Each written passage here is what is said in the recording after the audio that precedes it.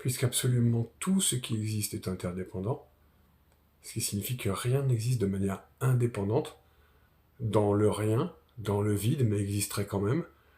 Tout existe de manière tissée par un réseau de liens d'interdépendance, ceci est parce que cela est. Alors, le seul être ou niveau d'être qui existe en soi en tant que tel, c'est le niveau d'être du tout, de tout ce qui est.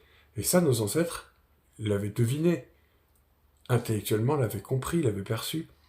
Donc en réalité, ce tout qui est l'être en soi, le seul être en soi, suprême, supérieur, éternel, infini, non né, non créé, non manifesté, et c'est la seule chose, le seul être qui ne soit pas né de cause, qui soit sa propre cause.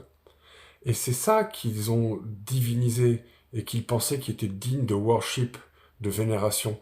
C'est le fait qu'il y ait quelque chose plutôt que rien. Et c'est ce quelque chose qui est le seul qui est quelque chose, l'être en soi. Dieu.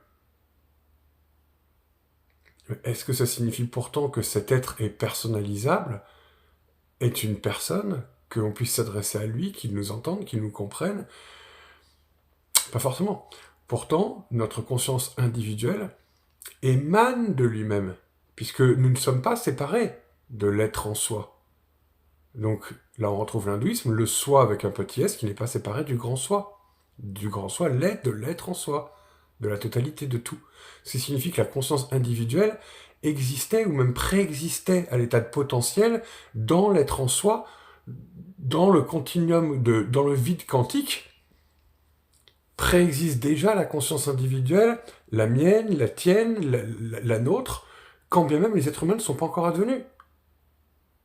Alors, est-ce que la conscience individuelle humaine est le paroxysme de ce que la nature, de ce que l'être en soi, cet être en soi, a pu ou pourra produire? Pas forcément. Ce serait quand même bien prétentieux d'imaginer que la conscience humaine soit le summum de la conscience réfléchie qui était une possibilité qui pouvait advenir et qui est advenue chez nous, chez l'être humain. Voilà. Donc tous ces sujets sont des sujets éminemment intéressants, qui ont passionné l'humanité, qui ont toujours fait l'objet de grandes controverses, et qui ont donc trouvé une réponse soit théiste, quand les êtres humains se sont mis à utiliser le concept de Dieu, qui est un concept très pratique, mais c'est un mot valise, quoi.